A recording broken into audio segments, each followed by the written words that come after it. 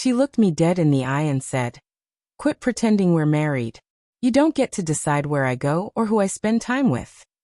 The room erupted in laughter. I just smiled faintly and held my tongue. But when she returned from her little weekend getaway, her tea didn't taste right. And our neighbor was the one who told her why. My girlfriend Jessica and I see the world very differently. To me, if someone is living in your home, eating your groceries, and using your Wi-Fi, that's a partnership. To Jessica, she's some kind of radiant star, and I'm just an insignificant planet spinning helplessly in her orbit. We've been together for 2 years, and for the past 6 months, she's been staying in my house. My name is on the mortgage, on the utility bills, and on the little plaque by the door that reads the Wilsons. A plaque she bought without even asking me, which now feels more like wishful thinking than anything else. I'm a laid-back guy. I enjoy peace and quiet. I work remotely as a graphic designer. I've got a few close friends. And my idea of cutting loose on a Friday night is trying out a new frozen pizza brand. Jessica, though, she's the complete opposite. Her entire life is a stage performance, and her audience is always her 3 closest friends. I privately refer to them as the Harpies. Their actual names are Tiffany, Brittany, and well, whatever the third one's name is. Let's just call her Chardonnay. The real conflict kicked off last weekend. I was making dinner when Jessica strolled into the kitchen. Phone pressed to her ear, already dressed up and ready to leave. She was in the middle of a loud, one-sided call with the Harpies. "Oh my God, yes, I'm so in," she chirped. "A weekend getaway is exactly what I need." "No, he's not coming. Don't be ridiculous." She hung up, glowing with excitement. "Good news," she announced. "The girls and I are heading to the lake for the weekend. We leave tomorrow."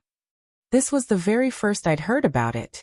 "Oh, okay," I replied casually, stirring the sauce. "Sounds fun. Which lake are you going to?" It was an ordinary question, the kind any reasonable partner would ask. But Jessica looked at me like I had just asked her to solve a physics riddle in a dead language. She burst out with a sharp laugh and turned to Tiffany, who had just walked in. "Can you believe him?" Jessica said, rolling her eyes. "He actually wants to know where I'm going." Tiffany smirked, looking me over as if I were a piece of worn-out furniture she was about to toss on the curb. Jessica put her hands on her hips, turned back to me, and delivered the line that would echo in my head long after. "Stop acting like we're married. You don't get a say in where I go or who I'm with." By then, all 3 Harpies had gathered in my kitchen, and they exploded into hysterical laughter. To them, this was comedy gold. A man in his own home being told he had no right to ask a basic question about his live-in girlfriend's plans. I just stood there, wooden spoon in hand, pasta sauce dripping onto the floor. And strangely enough, I didn't get angry. I didn't protest. A strange calm washed over me. The part of my brain still trying to salvage this relationship quietly packed up, put on a tiny hat, and walked out. I looked at Jessica's smug grin and gave her a big, friendly, completely hollow smile. "You know what?" I said, cheerful and light. "You're absolutely right. My mistake." They all laughed again, convinced I'd back down. Jessica gave me a patronizing little pat on the cheek, and then they swept out of the house to some pre-weekend cocktail party. I lingered in the kitchen a moment longer, the bubbling pasta sauce the only sound. "All right," I said to myself as a new idea took shape. "Not married, no say. Got it." This weekend was going to be entertaining, just not for her. Update 1. The second Jessica's car rolled away Friday afternoon. Stuffed with sparkly clothes and bottles of rose, I sprang into action. My first move wasn't packing or cleaning, it was reconnaissance. I headed next door to visit Mrs. Gable.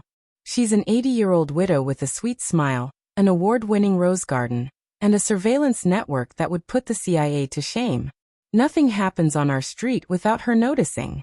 I came bearing a slice of lemon cake, her favorite, and sat with her on the porch. After chatting about the weather and the questionable morals of the local squirrels, I leaned in. "Mrs. Gable, I've got a situation, and I need your help. It's going to require a little acting." Her eyes gleamed instantly. She adores drama even more than her roses. I told her the whole story, repeating Jessica's exact words. "Stop acting like we're married." No exaggeration was needed. The plain truth was damning enough. By the time I finished, Mrs. Gable was patting my hand, her face set with righteous indignation. "That shameless little thing," she huffed. "Don't you worry, Tom. I'll handle it. What's my role?" I gave her a simple script. When Jessica returned and found herself locked out, she was to act surprised and share a few carefully chosen details. Mrs. Gable lit up like a Broadway star preparing for opening night. With my ally secured, I returned home to begin Operation Bachelor Pad Resurrection.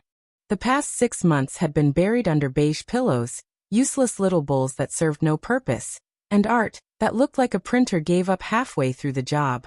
I knew it was time to reclaim my space. I didn't just throw Jessica's stuff into boxes, I curated it.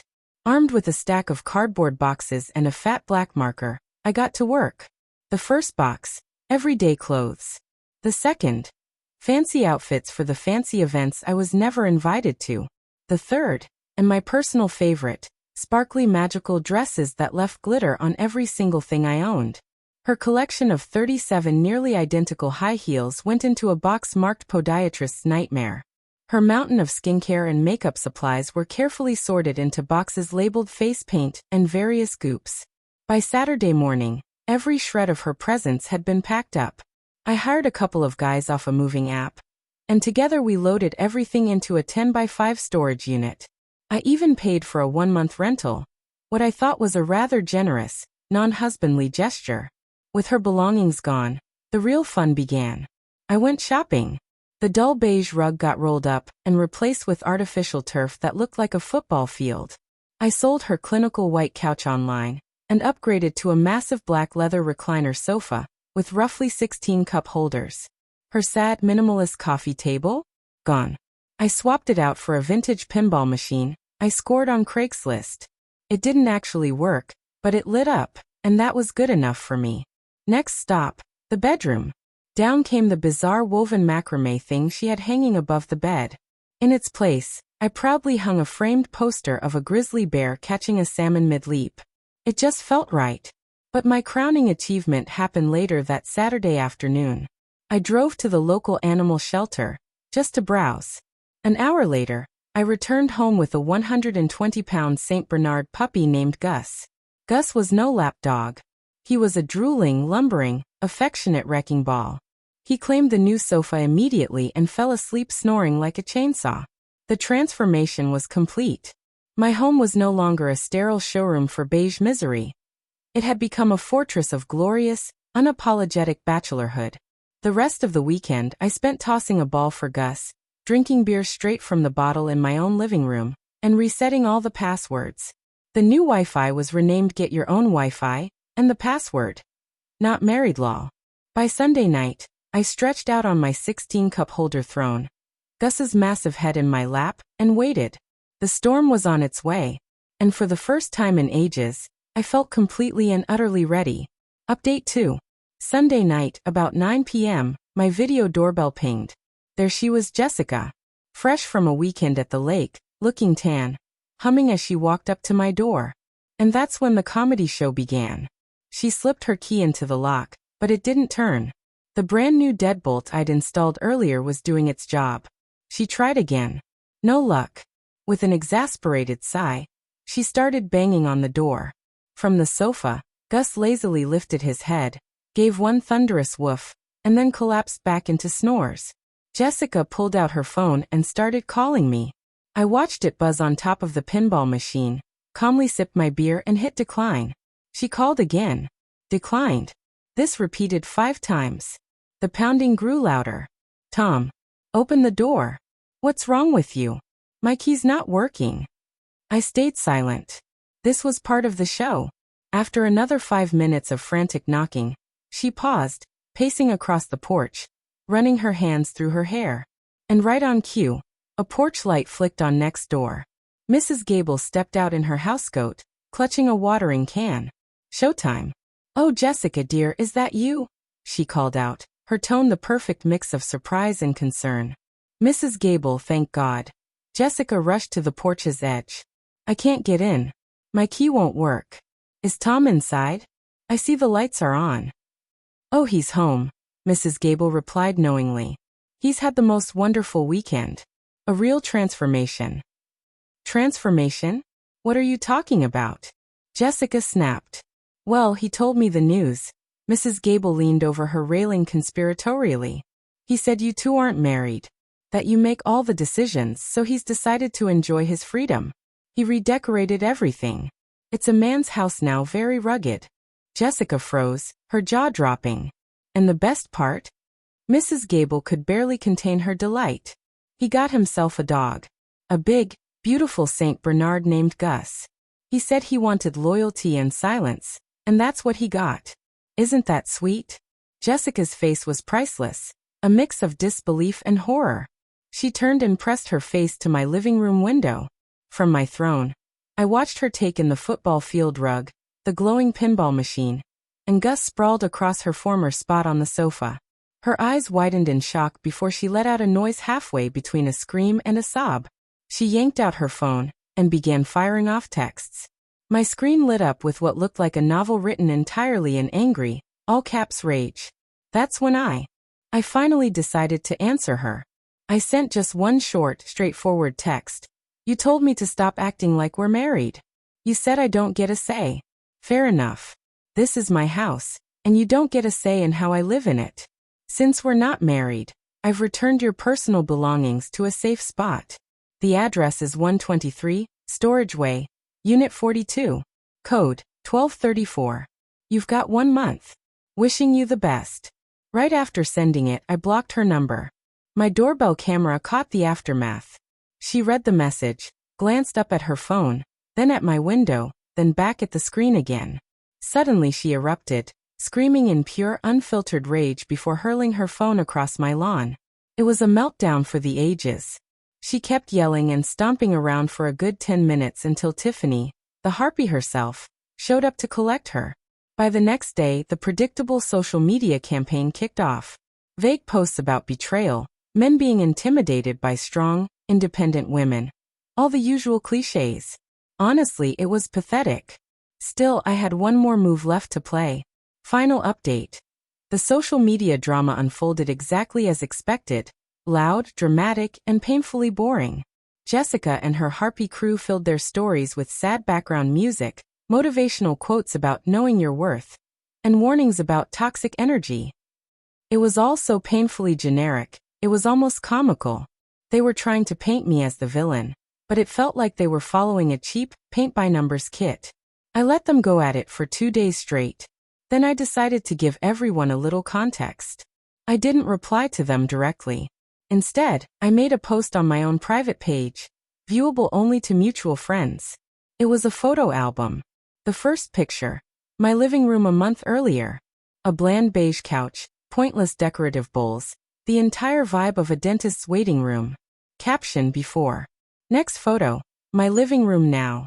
A beautiful leather recliner sofa, a football field rug, a glowing pinball machine, and Gus, the majestic Saint Bernard, spread out like a king. Caption, after. The last picture was a selfie of me and Gus lounging happily on the new couch. Caption. Redecorated to match my new relationship status. Turns out, I'm not married and apparently don't get a say, so I'm embracing my freedom. #bachelorpad, #dog is my co-pilot, #no say no stay. That post landed like a nuclear strike. The mix of raw pettiness and Gus's undeniable cuteness was unstoppable. My friends thought it was hilarious. Word spread quickly, and suddenly the story had flipped. People who'd felt bad for Jessica now saw the bigger picture. The narrative was no longer psycho boyfriend kicks girlfriend out, but rather girlfriend insists the relationship means nothing, then is shocked when he takes her at her word. Her friends went quiet. It's tough to keep up the victim act when the supposed villain is posting adorable dog selfies. Jessica didn't take it well. She stayed at Tiffany's place, but apparently that lasted less than a week. From what I heard, Tiffany got sick of her constant complaining and refusal to pitch in for rent. Eventually, Jessica ended up moving back with her parents, 3 hours away. She even tried going after me legally. I got a letter from her lawyer demanding access to my house for wrongfully withheld property, and even financial compensation for making her homeless. My lawyer's reply was perfect. A copy of my mortgage statement, a copy of the lease with only my name on it, and a polite inquiry as to whether Jessica planned on reimbursing me for 6 months of rent, utilities, and groceries she had consumed while living in my house as a non-spouse with no obligations. We never heard from her lawyer again. The funniest twist came just about a month ago. Gus and I were at the dog park. He was chasing a tennis ball, and I was chatting with another owner. Suddenly, someone walked up to me hesitantly. It was Chardonnay, the third harpy. She looked mortified. "Hey Tom," she started. I wanted to apologize for that night at your house. We were way out of line." I just shrugged. Jessica said what she said. I just took her at her word. "Yeah, I know," she sighed, shaking her head. "She's the lot. She called me last week complaining her parents are making her get a job. She said it's all your fault for ruining her life." Chardonnay glanced at Gus, who at that moment was proudly trying to cram 3 tennis balls into his mouth. "Honestly, looks like you're doing just fine." And she was right. I really am. My home is no longer a beige prison, it's mine. The pinball machine still doesn't actually work, but hey, it's a great conversation starter. And Gus? He's the best roommate I've ever had, loyal, hilarious, and never once has he complained about my cooking. If there's one lesson I took from this, it's that sometimes the best revenge isn't some elaborate scheme. It's just listening to what people say and believing them. Jessica told me exactly who she was and what our relationship meant to her. I simply agreed. She said I didn't get a say, and now in her life I don't. Just as in mine, she has no part either. And honestly, paired with a giant drooling dog by my side, I'd call that a very happy ending.